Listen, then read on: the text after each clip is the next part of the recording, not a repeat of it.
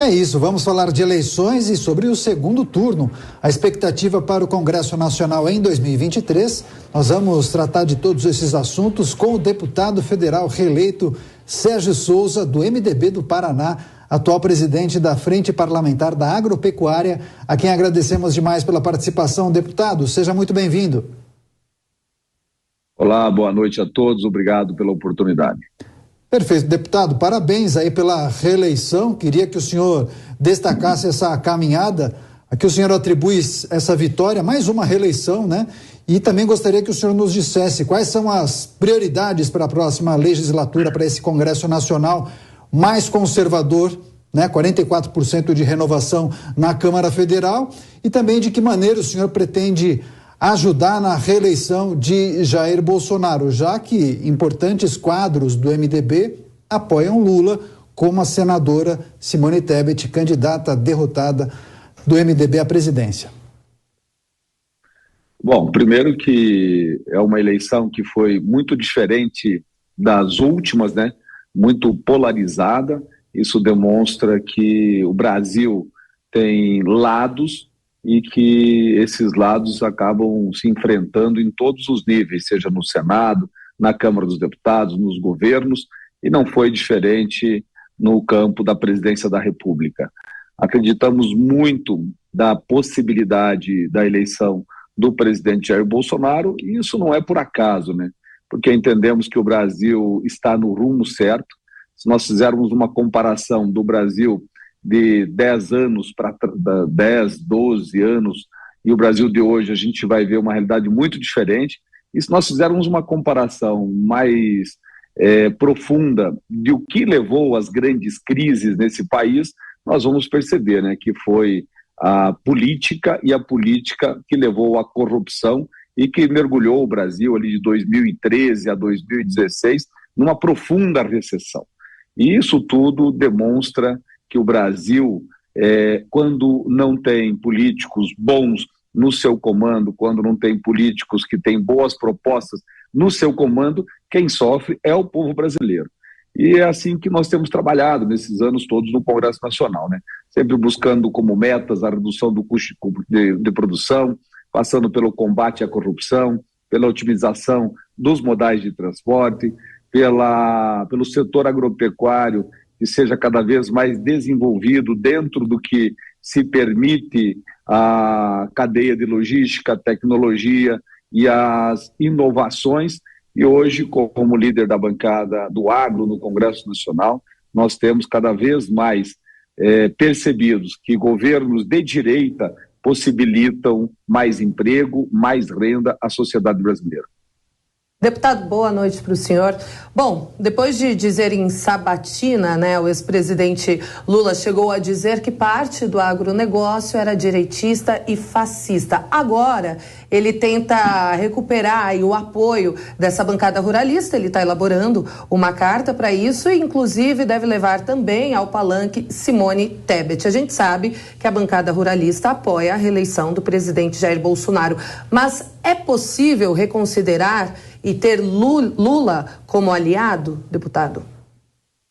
Não, de forma alguma, né? Primeiro que a posição da Simone Tebet é uma posição dela e não do partido.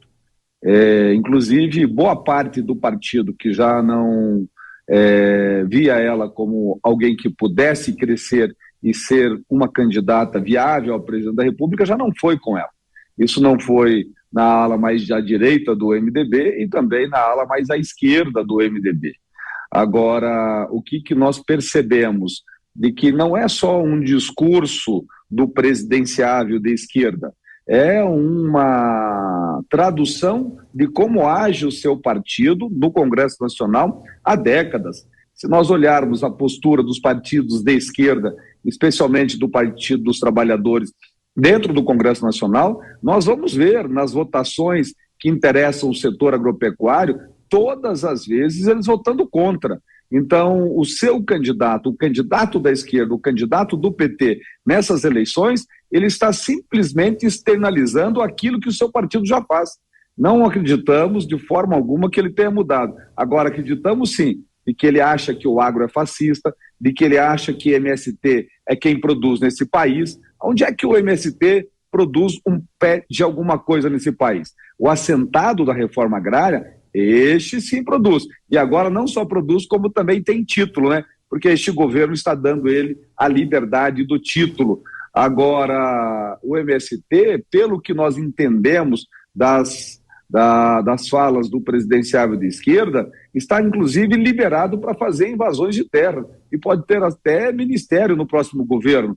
E pior do que isso é a sinalização de regular o agro. O que quer dizer regular o agro? O agro no Brasil hoje, o agronegócio, que é o negócio da pessoa que planta verdura no fundo de quintal e vende na feira, que tira leite no seu sítio, faz queijo e vende na cidade, que é o negócio do pequeno produtor, do médio, do grande produtor, sim, mas que também é o negócio de quem fabrica o caminhão, as máquinas, do motorista, de quem fabricam os alimentos que chegam à mesa do cidadão brasileiro. O agro hoje, que é o negócio da metade da população desse país, que é o pilar de sustentação principal desse país. Regular este agro é criar desemprego, é criar o caos nesse país, como está na Argentina. A Argentina está há 2 anos, um pouco mais, com o agro regulado. Vai lá ver na Argentina. A Argentina, hoje nós temos propriedades abandonadas porque não compensa mais produzir naquele país, não é mais viável, não é mais produtivo. E por que não é, se lá tem o segundo solo mais rico do planeta, só perde em fertilidade para o solo da Ucrânia? Porque regularam o agro e lá impuseram uma regra que não compensa mais.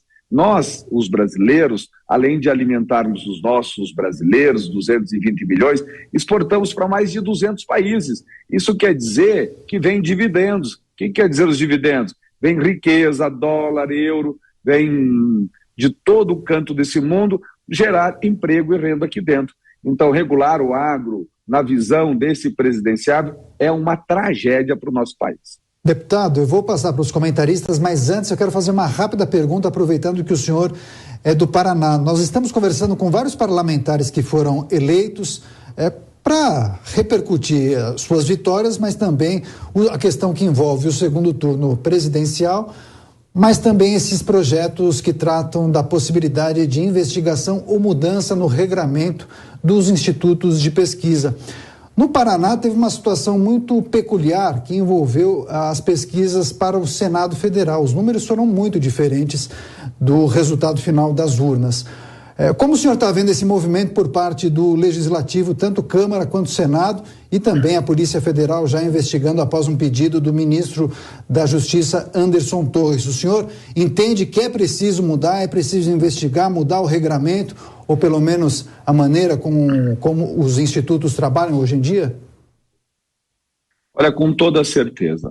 Todo o final de eleição, nós vivemos a mesma cena de 4 anos anteriores. As pesquisas falhas que tentaram induzir ao erro, que levaram o eleitor numa onda do voto útil, numa onda de votar em quem vai ganhar, e essa tragédia causa prejuízos enormes à democracia. Esperamos muito que esse projeto que tramita na Câmara dos Deputados venha a ser votado para que aqueles que manipulam o sistema sejam punidos, porque eles estão manipulando a democracia. Aqui no Paraná aconteceu isso, e no cenário nacional, né? Vocês imaginem só, os votos desidratados lá do presidenciável Ciro Gomes foi para quem?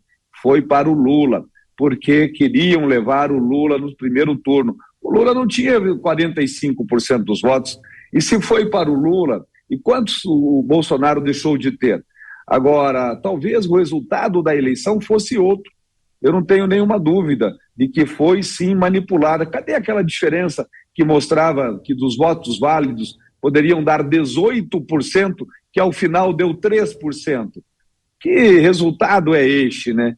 Nós devemos sim, o Congresso Nacional tem a responsabilidade e o dever de regular e de colocar uma legislação que venha punir quem de fato divulga pesquisas nesses termos. Inclusive, dar um tempo para a pesquisa. Divulgar pesquisa na véspera da eleição, no dia anterior ao da eleição, onde as pessoas estão indo dormir para acordar no outro dia com o noticiário dando que alguém já ganhou, sem ter aberto as urnas ainda para o eleitor votar, isso é um crime. E é isso que nós vamos fazer no Congresso Nacional, é regular isso.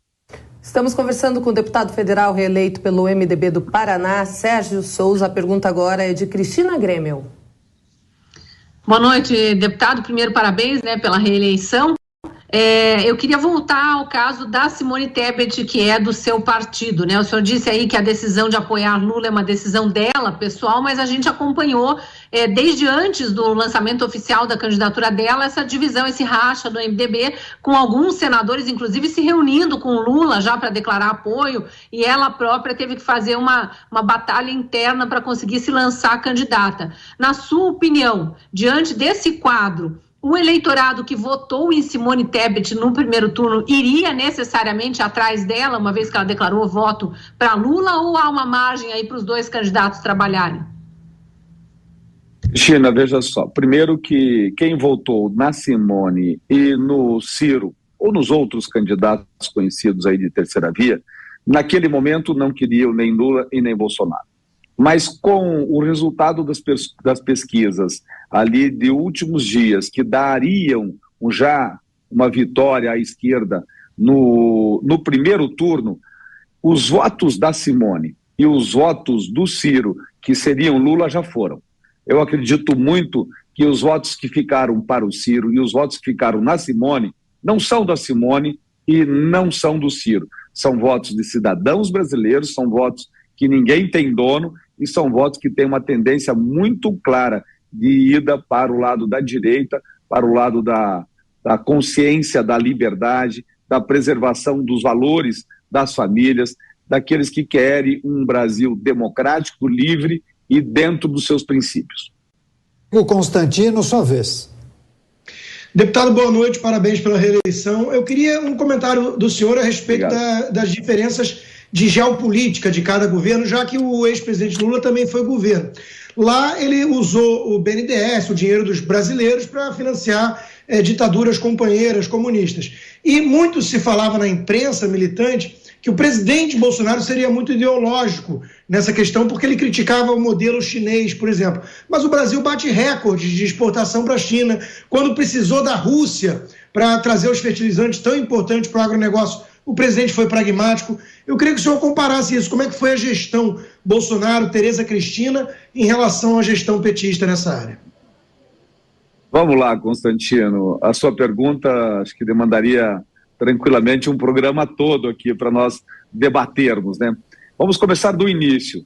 Quando o Lula assume a presidência da República, ele assume o Brasil consertado, o Brasil colocado em ordem, que foi colocado pelo Itamar Franco e veio num governo na sequência do Fernando Henrique e entrega pronto, o Brasil crescendo a números astronômicos. E o que faz com esse crescimento? Sobra dinheiro, porque a máquina não crescia no mesmo volume. Sobrou tanto dinheiro que ele mandou para Venezuela, mandou para Cuba, mandou para Nicarágua, e depois deixou por lá, não trouxe de volta, deu perdão às dívidas todas, E aqui no Brasil, nós não ficamos ricos, nós ficamos medianos.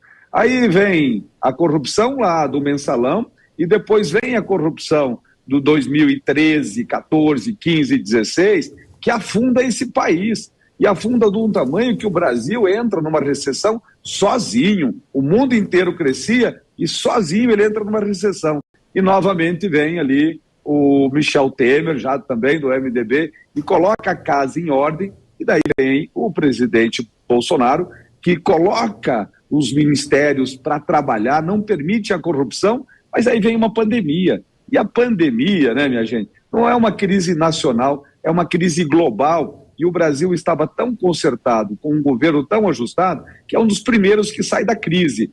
Agora, o que é que nós temos que olhar do ponto de vista das exportações brasileiras do agro?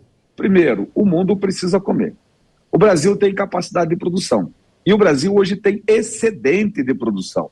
Nós temos a possibilidade de dobrarmos a nossa produção agropecuária sem tirar uma árvore sequer de qualquer floresta desse país, só com a tecnologia, com a recuperação de áreas degradadas, com a incisão de novas moléculas que permitam uma maior produtividade no campo, com uma indústria mais eficiente, com uma cadeia de logística que permita uma maior competitividade no mercado internacional e que entregue ao cidadão brasileiro alimento de qualidade mais barato.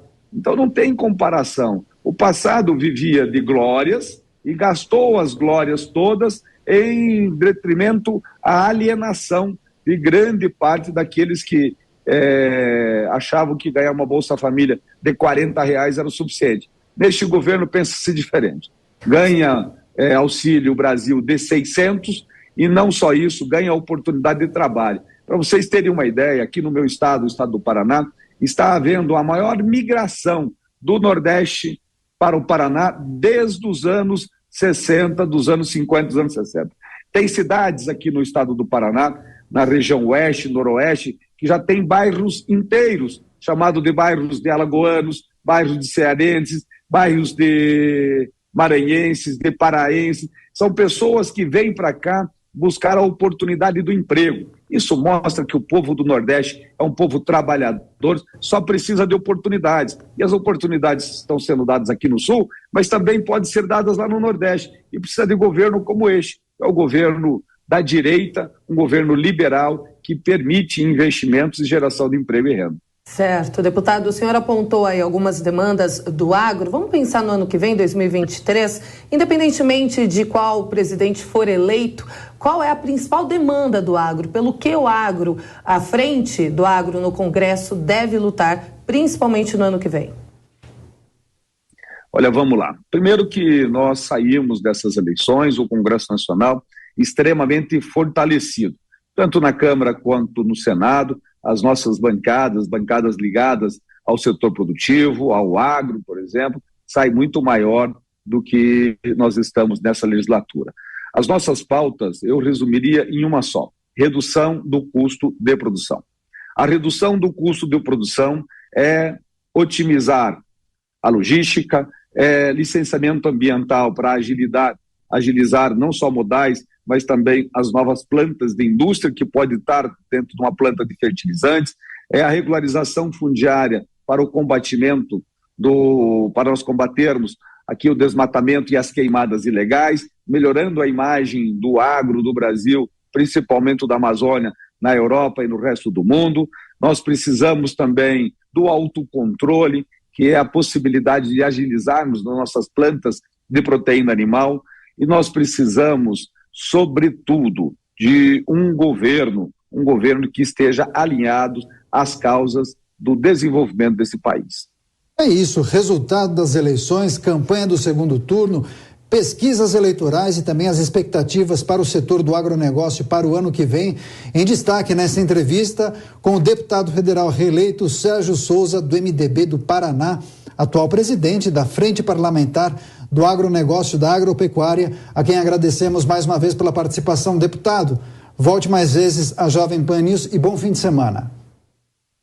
Muito obrigado, boa noite a todos, um bom final de semana.